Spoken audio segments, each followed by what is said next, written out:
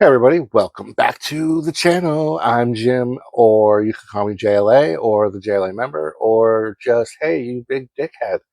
I watched Justice League Crisis on Infinite Earths Part 1. This is the first movie in a series of three that are going to close out the old animated universe. I think it was called Tomorrowland. Let me check. I'm pretty sure Tomorrowverse or Tomorrow something. Tomorrowverse, yes.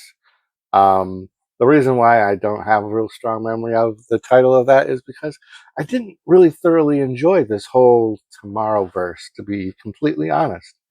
Um, I do love the Justice League, obviously, or I wouldn't have my channel name, JLA.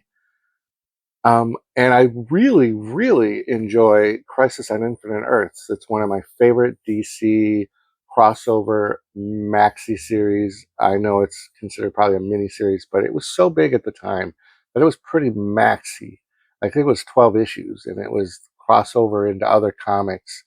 Other than like Kingdom Come, off the top of my head, Crisis on Infinite Earths is one of the iconic DC moments in the comic history of comics. If you're not familiar with the story, the animated movie synopsis from IMDb is the Anti-Monitor, the Monitor's evil counterpart, is released in the DC Multiverse and begins to destroy the different Earths that compose it. The Monitor attempts to recruit heroes from across the multiverse, but is murdered. Written by James Krieg, George Perez, and Marv Wolfman. And it's interesting. I wonder, really, if George Perez and Marv Wolfman were just given credit as writers because this is adapted from their original comic work. Because I didn't feel like this had a George Perez or Marv Wolfman touch to it. And younger audiences are not going to get that. I'm in my 50s, so when this originally came out, whatever, 40 years ago or whatever, it was a little different than how this movie adaptation is. So the acting voices are a stellar cast. Alexandria Daddario, the beautiful Alexandria Daddario, is the voice of Lois Lane. Matt Bomer, a very recognizable voice, is the Flash, who is probably the predominant protagonist in this movie. Jensen Ackles voices once again Batman. Stana Katic is Wonder Woman, and she has a very distinct, thick accent. So it was a little different than the normal Wonder Woman voice, but not annoying. Zachary Quinto is Lex Luthor. John Stewart, Aldous Hodge. Let me just go through here. I'm not going to name everybody off. Blue Beetle, the old Blue Beetle, Matt Lanter. Um, did the voice for that. Jimmy Simpson, Green Arrow.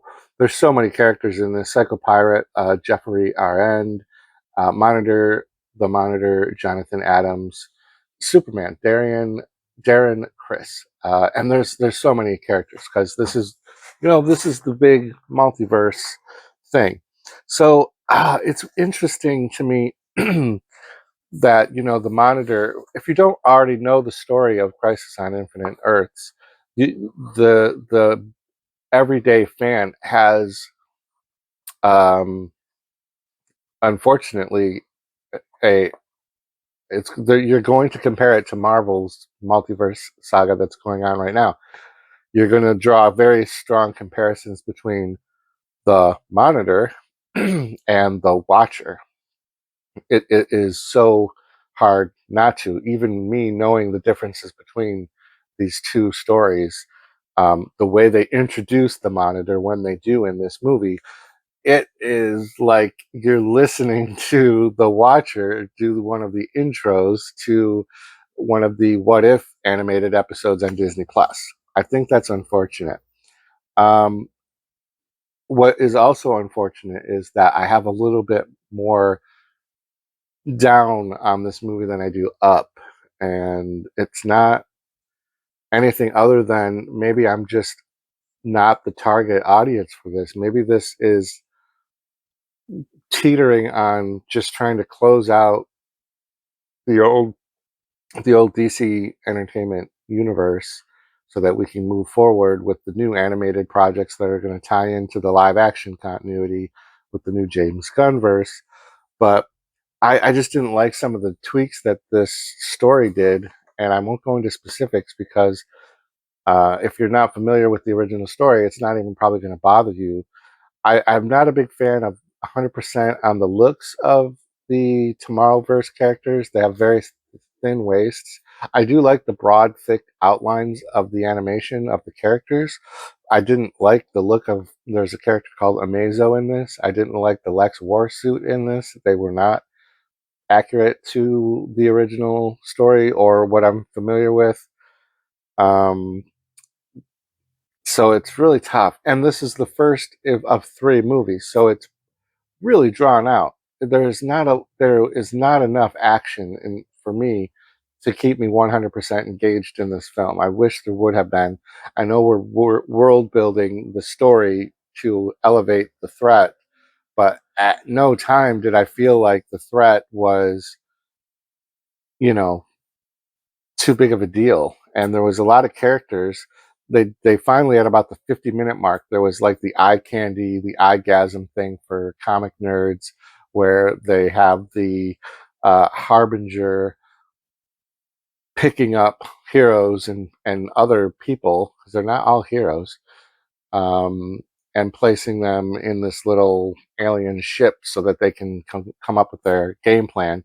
Like that's all eye candy, but then then we zoom in and out of different groups having little conversations, and the writing was so crappy that those were cringiest conversations between heroes, and some heroes seeing versions of themselves from another universe, and it just was really horrible. And then there were scenes where you had main conversation happening, in the forefront of the scene, and then in the background you have all that eye candy characters. They were completely still. They did no animation to the people in the background. So they you have two characters talking, and then the characters in the background, all these heroes and villains who are just being dropped off into this place, not knowing what's going on.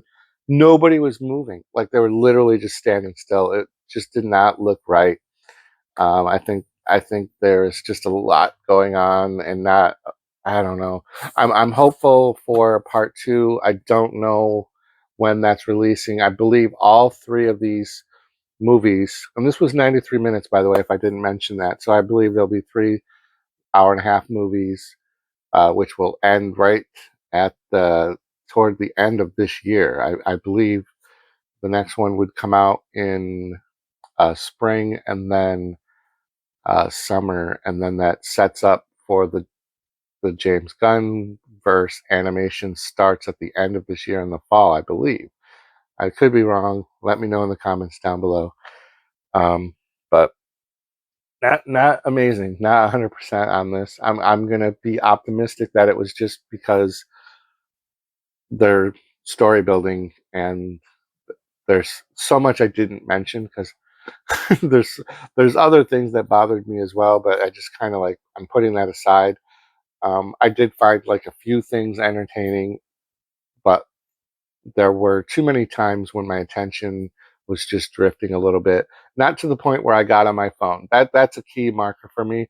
If I start getting disengaged from a movie to the point where I pick up my phone and I start scrolling TikTok or YouTube Shorts, that's a really bad sign. I didn't get to that point with this because I have a vested interest in this because it's my genre. It's my JLA member genre. It's the Justice League. But anyways, leave some comments down in the description comment section below what you thought. Try to stay spoiler free, but honestly, I don't care for this movie because the story itself has been out for so long. That's going to do it. Check back to the channel for more great stuff. Row 18, plot 20.